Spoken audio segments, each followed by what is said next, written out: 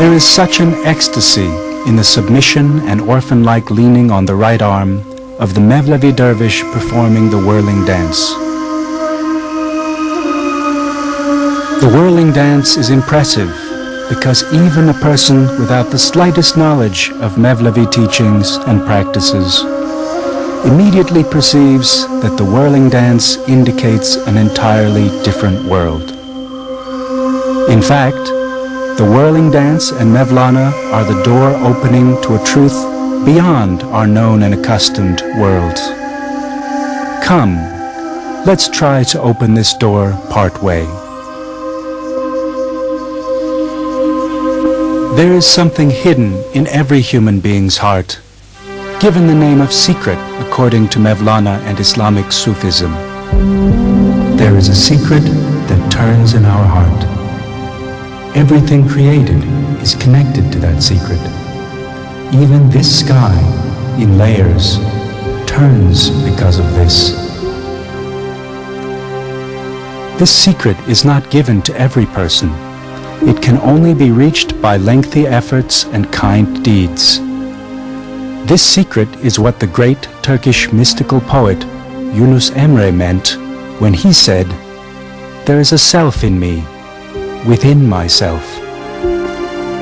Indian philosophy and mysticism gave the names of sublime self or Atma to this secret. The expression "know thyself" in classical Greek civilization calls people to know this secret self hidden in the heart. Throughout history, the spiritual essence of Judaism, Christianity, and Islamic Sufism have always struggled to make known this internal unknown self. What we have tried to understand and open up is a secret. Some persons who have reached this secret are tongue-tied because they assume the state of knowing what is not known. As they cannot know what is not known, there are no words to describe it. Perhaps because of this, Mevlana chose poetry, dancing, and music to describe what is undescribable. However, before he was called Mevlana as a title of respect, he was Jalāluddin Rumi. He taught at the madrasa and gave sermons at the mosque. He was a respected, contented Sufi and a very beloved scholar. Mevlana received his first education from his father. After his father's death, he continued with his father's student. He went to Aleppo and Damascus. He talked with the greatest scholars and Sufists of the period. He was moist clay in the hands of these masters. His fate was to enter into the mold of his teachers and to be baked in the oven. He would be alone like everyone while being baked. Finally, when the secret fire that he called the inner love flared up, it would burn to ashes everything he knew as Jalāl-ed-Din. Weren't all of these preparations for that moment? According to Mevlana, love is such a strong fire that, other than God, it burns all creatures and their relations and destroys them. This burning is needed to become fully humanized for those who are created from clay and soil. According to Mevlana, the evolution of human beings has not yet been completed because human beings were created to be mature, perfect, and complete. To be the perfect man does not mean to become a person who is good, ethical, philanthropic, and full of love. As long as there is the ego, even to think that we can have these attributes is to deceive oneself, because the ego cannot see beyond its own selfish and urgent interests. To be the perfect man means to abandon all known positive and negative feelings and habits, and to take on the unrecognized and unknown consciousness and essence different from the ego. This change starts in the heart of persons with the shining of the divine fire and light. This is a complete transformation in the mind, in the brain cells, and in the atoms of the body. This is a transformation into an existence where the body becomes lighter and transparent.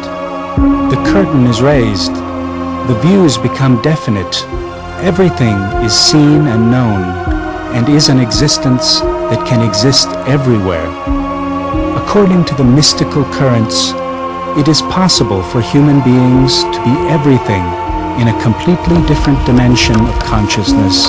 When a seed or pip is broken, there appears to be nothing inside. However, this nothing is the essence of a tree. Thus, just like this, billions and billions of years ago, prior to the Big Bang, nothing was the essence of everything. This situation, for which no rule or law of physics works, is called in Sufism personal destiny, which cannot be comprehended by any human being, or the hidden abode of God Almighty. God, within the complete solitude of this abode, when it was a secret treasure, turned to himself and watched the magnificence of the essence. He loved this essence and spread love. He wanted this perfect treasure to be known and created the light and shape of himself. This was a complete shape that reflected the godly consciousness.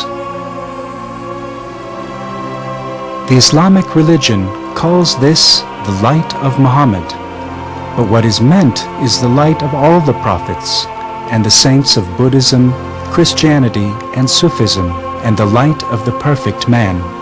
This godly light that is formed with the divine laws cannot even be imagined, and is the essence of all creatures and the everlasting flame of life.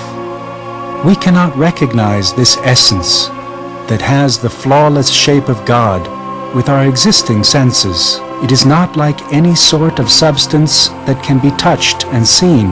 There is also the spiritual existence of human beings within this light. God, when He wants something to become, says, "Be," and it immediately becomes. This "be" command has been given to the shape of God, the Almighty Spirit, in the world that is the abstraction of the abstract. The Almighty Spirit received the command, descended, and the universe started to form. Within the first second of this bang, atoms were formed, and with the uniting of the atoms, the suns, stars, and the worlds were composed. The Almighty Spirit descended from the Supreme Being to the world of nature, and entered into substance. However, only human beings were created in the shape of God. That is, God gave human beings a soul from Himself. Briefly, human beings have a spiritual structure that is not part of this world and universe. According to Sufism, this spirit forms the real self of human beings, and it descended by degrees to this universe from other worlds, from the world of spirits and angels, and it became apparent by wearing the bodily apparel of this world and universe. It is very natural for the spiritual presence not belonging here to yearn for its homeland. Human beings equate themselves with their own body in the concrete world, and there is actually the longing of separation behind the yearning felt for goods, property, position, fame, and power. One day this pain of separation envelops and embraces the self so much that it starts crying and lamenting. How could it not cry? The place left behind is the presence of the unity, Almighty God.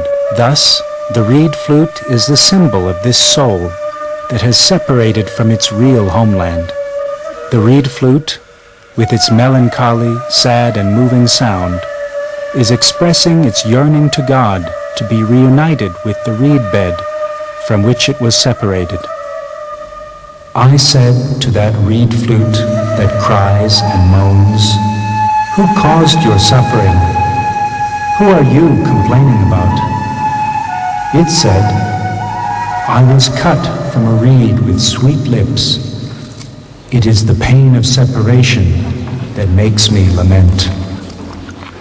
The stages passed until entering into the shape of human beings after abandoning the presence of God resemble the stages passed from the breaking off of the reed from the reed bed until it enters the shape of the reed flute.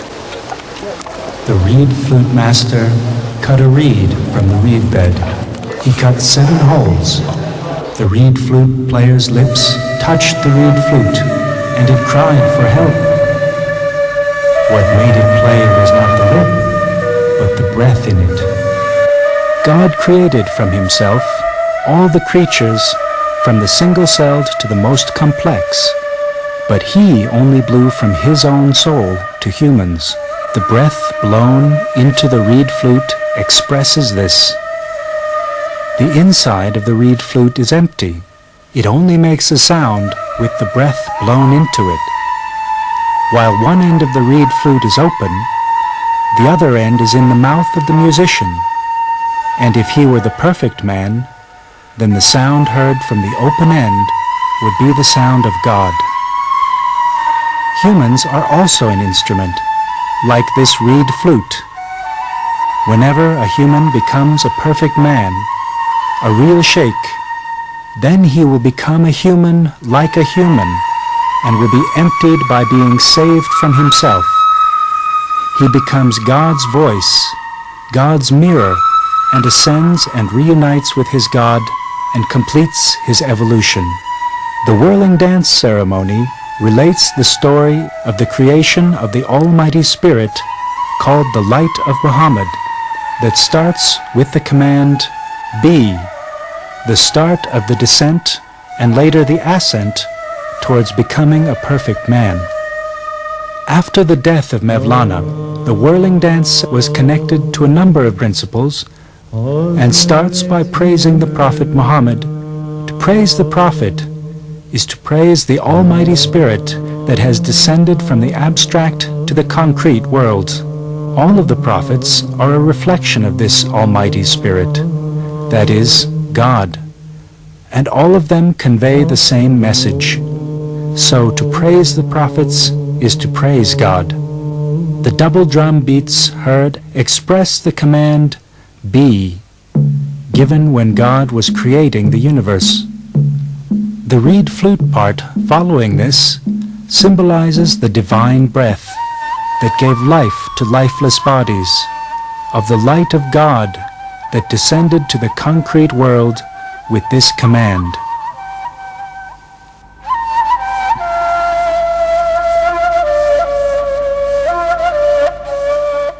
After the reed flute part, the whirling Mevlevis and the sheikh strike the ground with their hands as bodies that have become alive with this divine breath. It shows their determination to become perfect men, for completing the command, be, as people who have entered the path for seeking the truth. Spiritual teachers, the representatives of Mevlana, are the greatest guides for people on the path of seeking the truth. This part is called the ritual whirling of Veled, named after Sultan Veled, the son of Mevlana, who connected the whirling dance ceremony to a number of rules.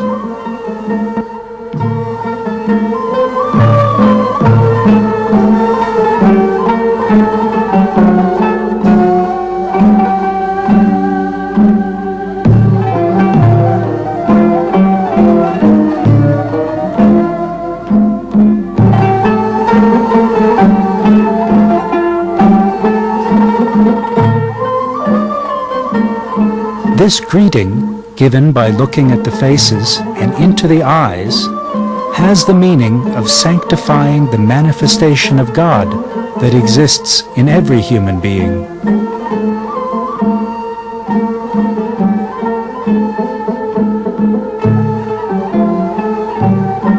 The ritual whirling of Veled symbolizes the need for traversing all the paths under the accompaniment of a guide.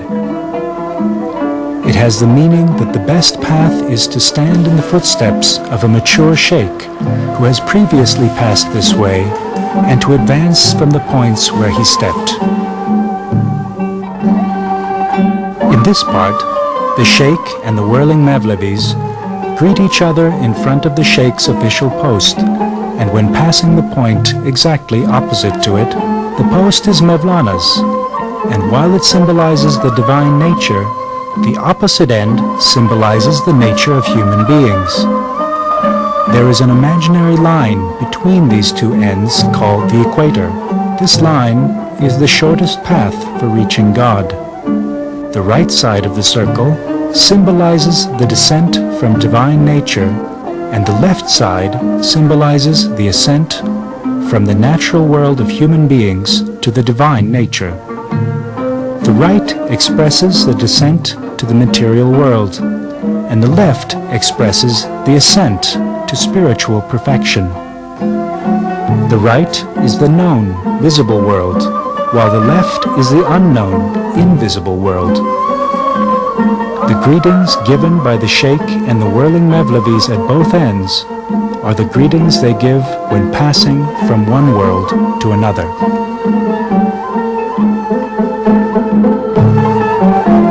According to Mevlana, if the other world is a sea, then this world is only a bubble. The ritual whirling of Veled makes exactly 3 tours.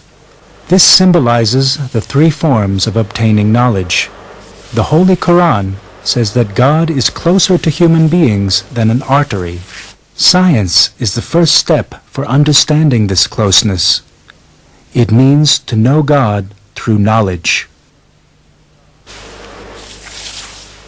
There is a soul in your soul.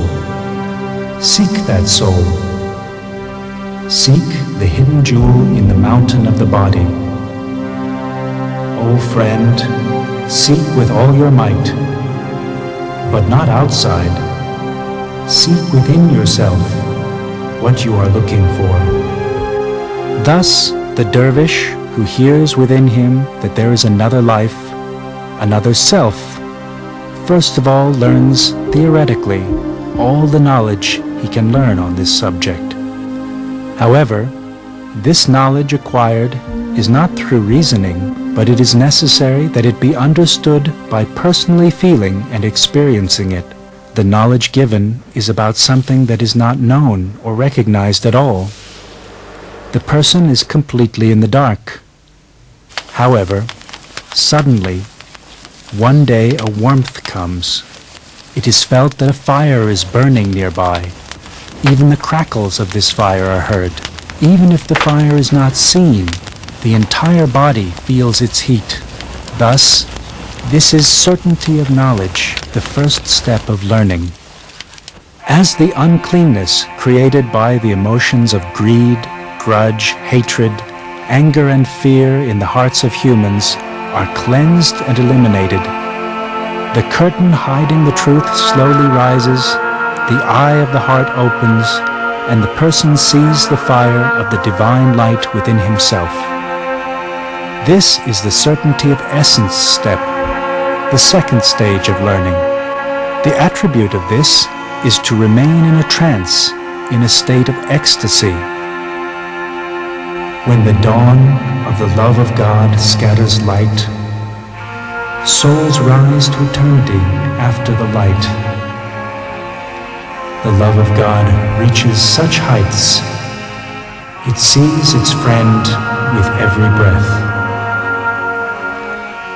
It is very dangerous to enter into the certainty of essence step without a spiritual teacher. The dervish can easily lose the path when confronted with the revelations he saw or thought he saw. The dervish's knowledge of God should be made clear with the help of a spiritual teacher. Do not ever suppose the easygoing person to be like yourself. He is entirely a looking, seeing, and silence. If you have an ear that can hear, the truth is this: to To reach God occurs by abandoning your essence. Be quiet when you arrive at the universe of intuition and seeing. There the tongue and lips become quiet. Only the eyes talk. There is still a dualism, the dualism of humans and God. When a human erases and throws out all signs of selfishness, desires to possess, and the slightest remains of pride in the essence, including the desire to reach God, when he is purified of all wants and desires and becomes a nothing, then the ego disappears completely. When this artificial ego that we thought was ours disappears, then a way of life appears which is unknown to ordinary humans. Come to your senses, O you who are deceived by appearance. Know that this soul lying in your heart hides a friend. The soul is the essence of emotion. Feeling is the essence of body. Abandon the body, the emotions, the soul. He is the one who remains. This is the certainty of God, the third stage. Now, the things the person feels and sees have become himself.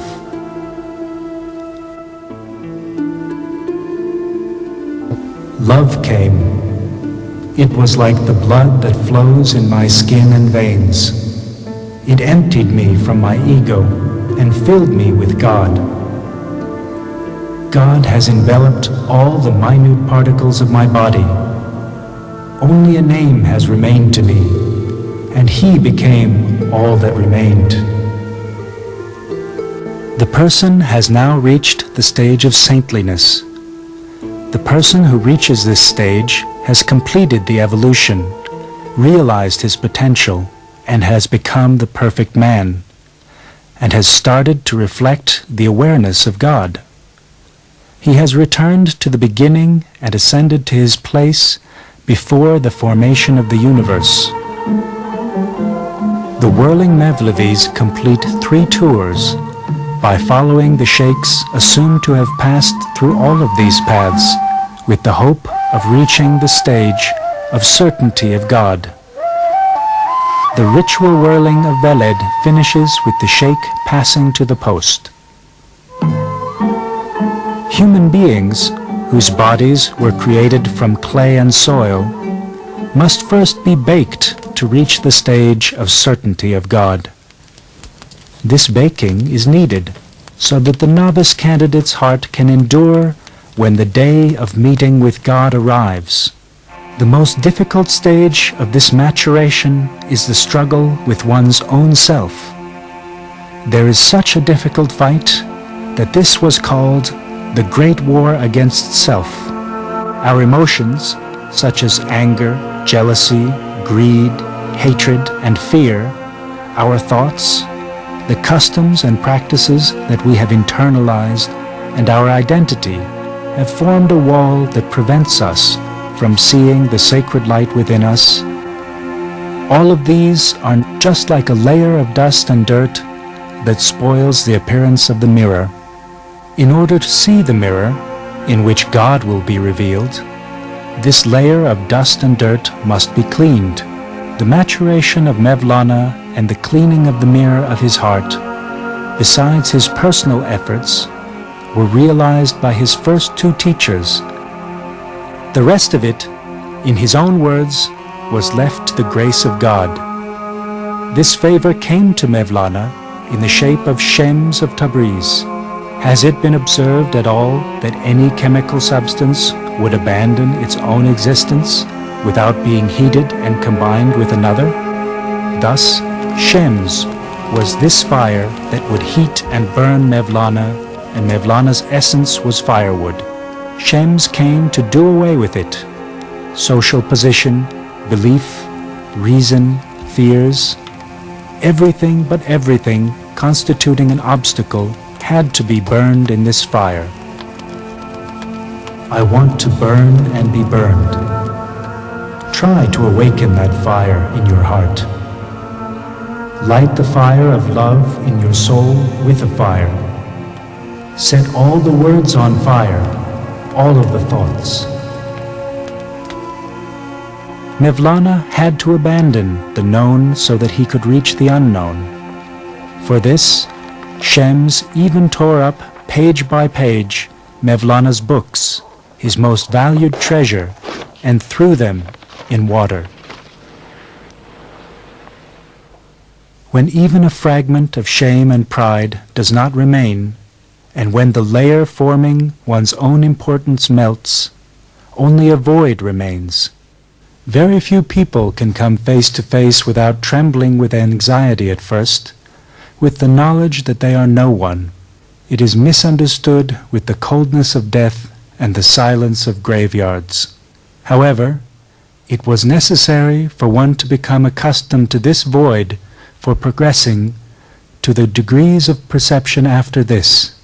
It is only at that time that the mind attains peace and that the truth shows itself after this calm and quietness, when the ego, the curtain between, that constantly says by making noise and clatter, I want this, I want that, is removed, then God shows himself. Actually, God was always there. He was everywhere. It was necessary to discover him, not to seek him. This state is not an enthusiastic trance.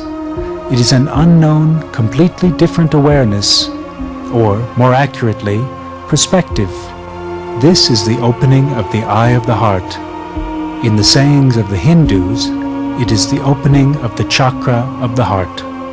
There is the Almighty Spirit in this place where there is nothing other than silence, where there is no emotion, thought, and form. It is the light of Muhammad in Islamic terminology.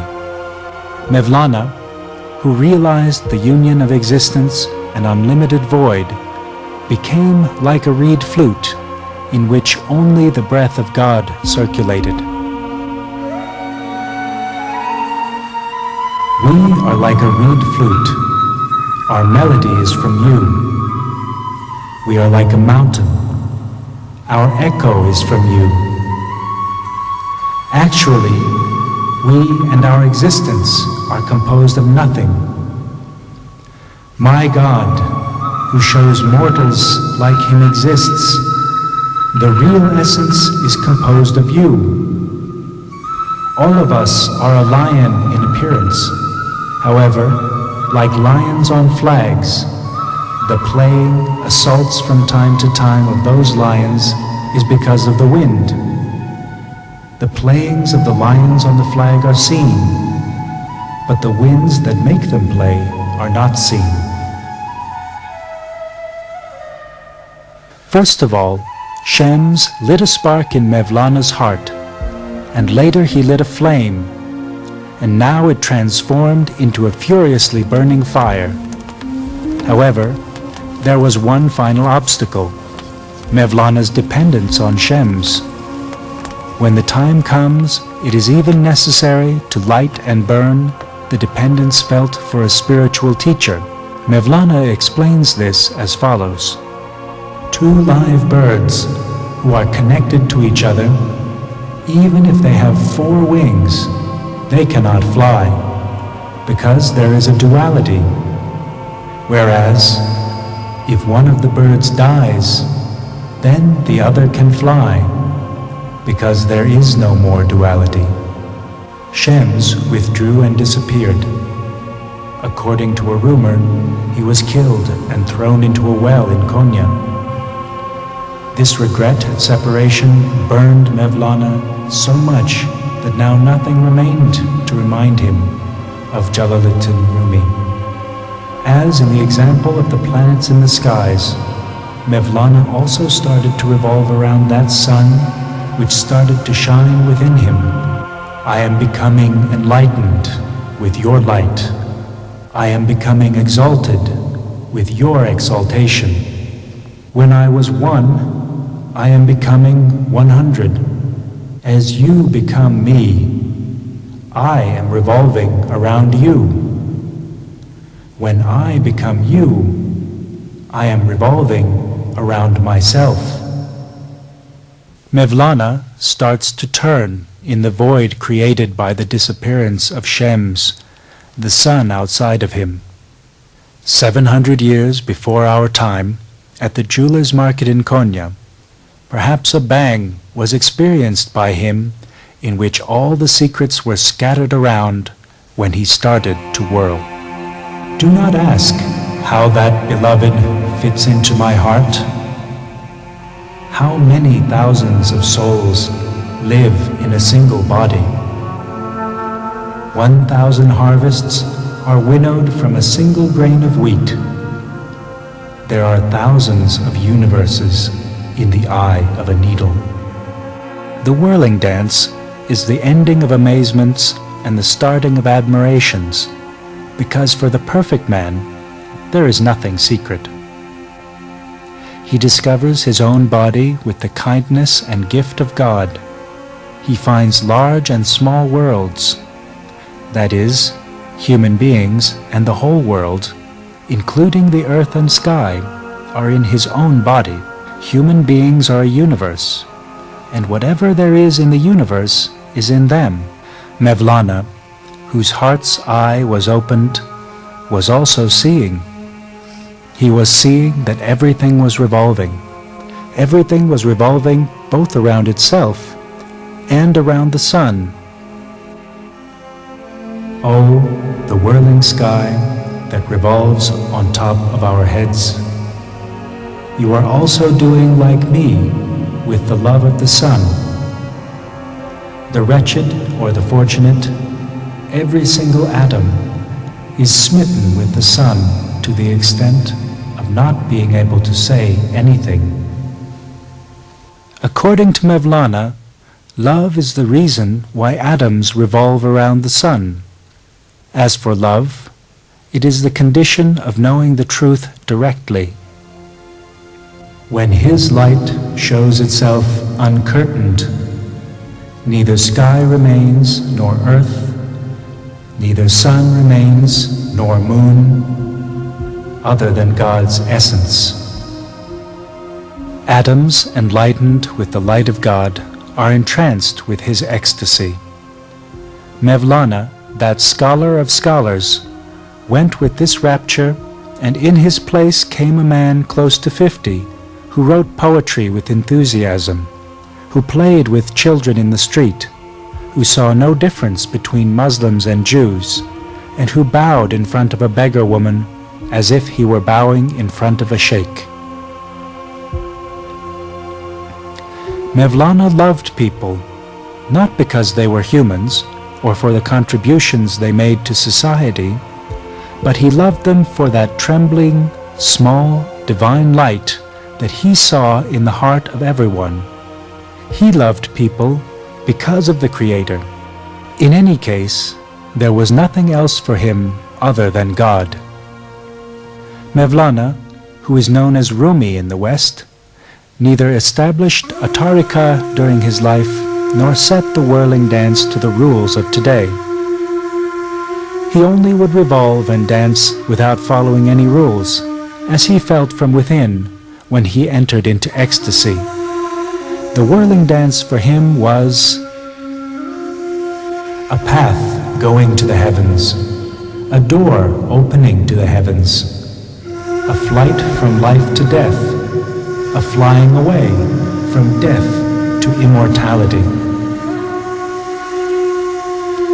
In the whirling dance part of the ceremony, connected to the rules according to the views and philosophy of Mevlana, the dervishes' cloaks thrown to the ground mean for humans to push aside the world with the backs of their hands, to strip themselves of their personalities and essences, and to abandon the God-sent blessings of the world.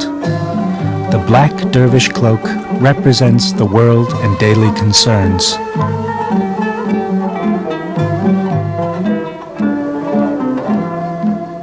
The whirling dance starts with kissing in turn the hands of the sheikh, and the sheikh kissing their tall felt hats. The tall hats made of pounded felt are a sign of being a member of the Mevlevis. What a sheikh kisses is this Mevlevî identity.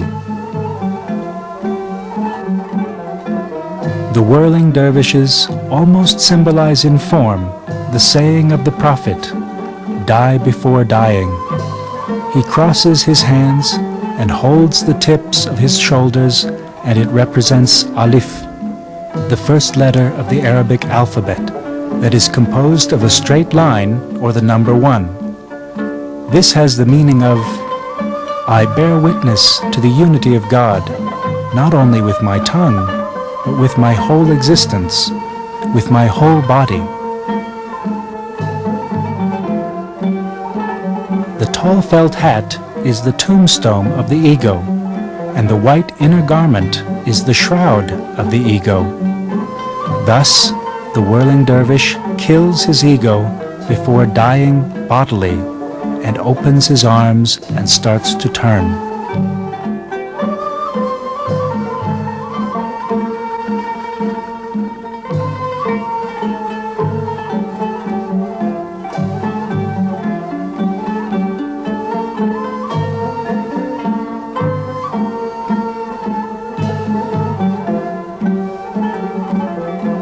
Burned hearts cry out with silent cries to the skies, "Here I am, beating my feet. My ego is under my feet. You are everywhere. Your splendor in every direction."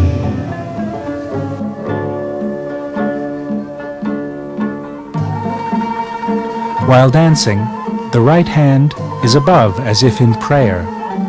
The left hand is turned below, as if to say, "We receive from God and spread to the people.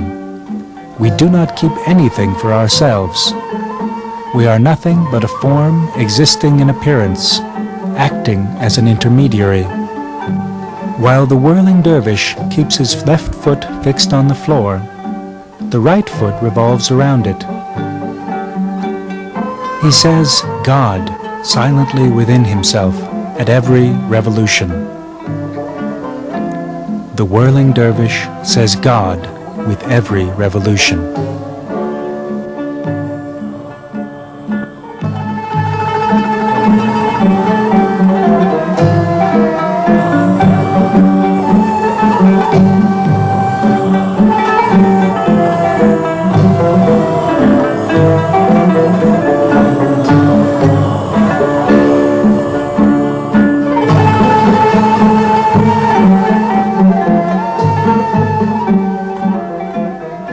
The whirling dervish chants silently from within and from his heart.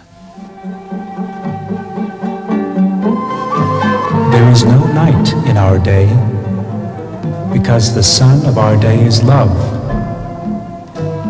Lovers have sunk to such depths that in a sea of love, moans, cries for help, saying, "Oh my God," are not heard.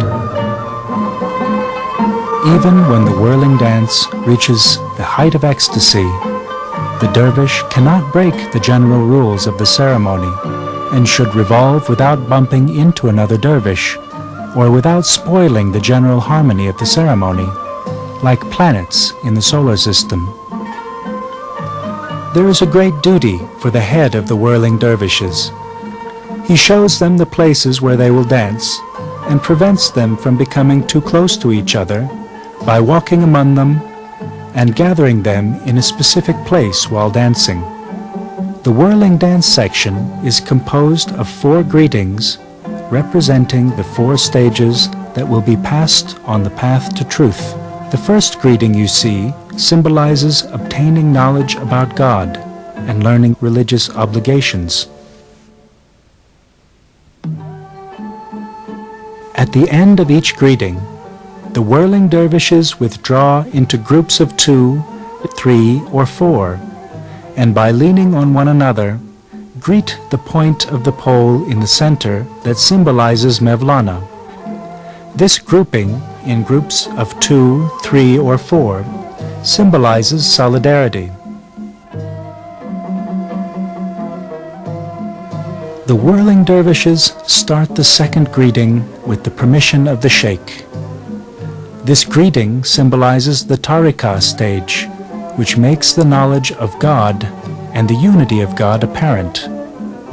The third greeting, the truth stage, symbolizes the termination by destroying him in the Supreme Being, that is, the annihilation in God stage.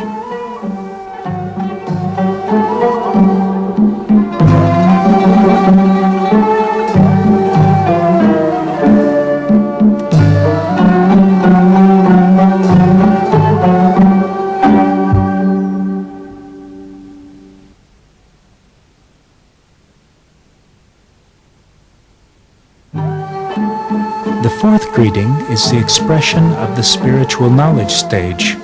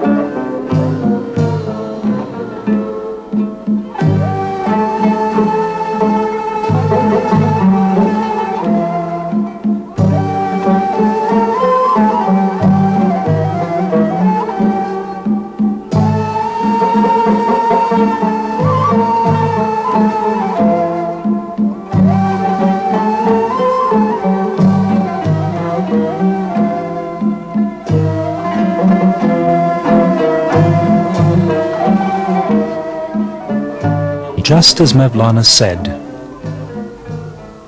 "It is always he who exists and who becomes destroyed. He is the source of both pain and pleasure. You do not have an eye that will see, or else you would have seen.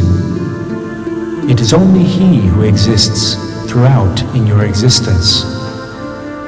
The dervish who strips off from human nature and wraps himself in divine nature is finally immortal in the spiritual knowledge stage and has reached the stage of an eternal union with God. Spiritual knowledge is returning to serve again as a human being, in spite of being a saint who is aware of all the secrets. This is the highest level in Islam. Born with new knowledge, he aims to return to the world, to the place where the journey started, to serve mankind. He would give to the people what he received from God, and he would tolerate their faults. During the first three greetings, the whirling dervishes turn around themselves and around the place where they dance. At the fourth greeting, the dervishes remain where they are and only turn around the sheikh. This has the meaning of persisting at the stop of oneness, unity. The head of the dervishes now keeps everyone at the outer orbit and does not allow anyone to enter the inner orbit, because the sheikh also joins in the final greeting.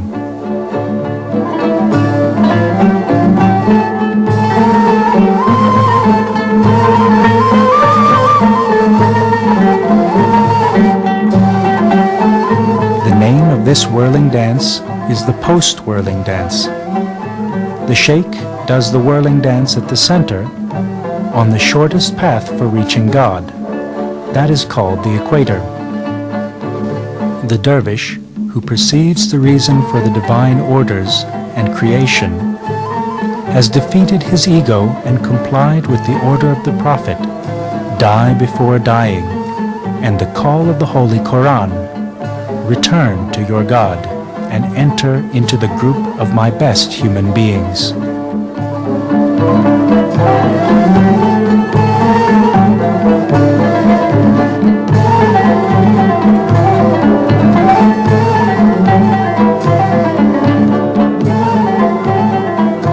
During the gradual retreat of the sheikh to his post by dancing, the final instrumental improvisation begins. This is the expression of the person's mature, tranquil, calm state of radiating light.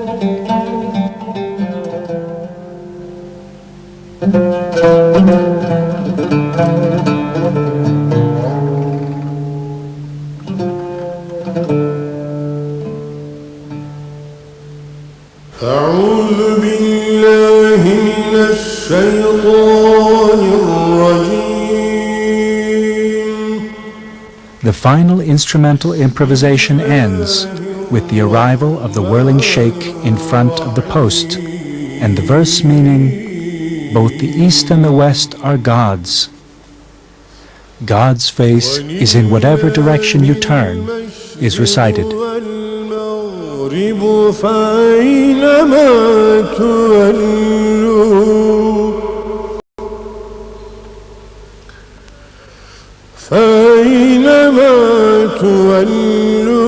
فثم وجه الله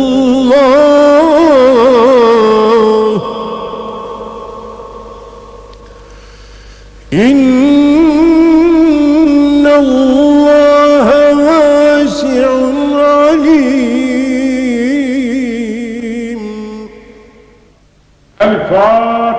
When the verse from the Holy Quran is finished, then the head of the whirling dervishes starts a prayer. بارك الله و برکات کلام الله را سمارا سفارا وفارا وجد و حالات و مردان هدا را اول عظمت بزرگی هدا و رسالات. According to Mevlana, human beings embrace God when the curtain of the world between human beings and God is lifted. What damage is coming to the sun and the moon from setting? You have seen the setting. Now watch the rising. To you it looks like it is setting, but it is rising. The grave looks like a prison, but it is the salvation of the soul. Death, which is a salvation, is the wedding night for Mevlana, and the ceremonies organized every year on the 17th of December in Konya and in various places of the world are an exchange of Bayram greetings for the Mevlevis. Mevlana's students in Konya wrote down everything he said and ensured that not even a single line of his beautiful words and poems was lost. And they have preserved in Konya for exactly 700 years the clothes he wore and other articles of his. At the entrance gate to the tomb where the sarcophagi and belongings of Mevlana and the other great Mevlevî dervishes are located, it is written, "This place is the Kaaba of lovers. Those who come here incomplete are completed."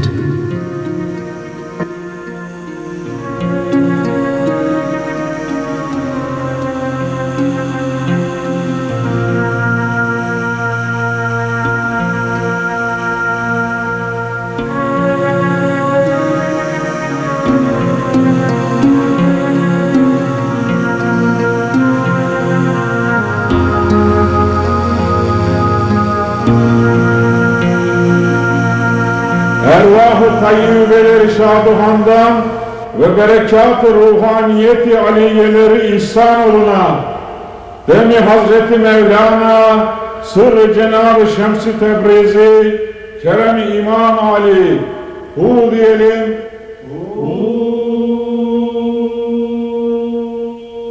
After the symbolic exchange of Bayram greetings, a short prayer is recited and the whirling dance ceremony ends with all the dervishes and the musicians following the sheikh in leaving the place by greeting the post. People from every class, denomination, race, and religion, sultans, emirs, scholars, uneducated people, imams, priests, and rabbis, attended Mevlana's funeral. Wasn't it he who said, "Let whoever exists come. Let the non-Muslims, idol worshippers, and the Zoroastrians come. Wasn't it he who said, 72 nations hear their secrets from us? In fact, it is said that some Christians and Jews attending Mevlana's funeral said, "We understood the reality of Jesus Christ and Moses and all the prophets from his clear words." How beautifully Mevlana expressed in the following few words the nothingness of human beings' worldly values. The Indians, the people of Kipchak, the Byzantines and the Abyssinians, all of them are all alone in their graves and have the same color. How nicely they are lying there.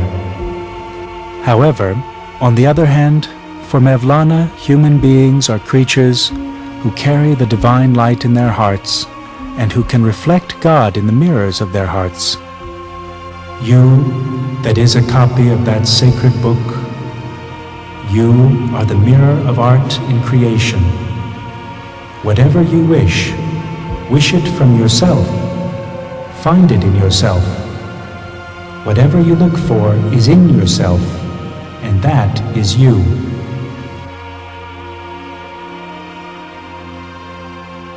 Mevlana summarized his entire life, spent in superhuman efforts, in this way. It is not more than 3 words. All my life is these 3 words. I was raw. I was baked. I was burned.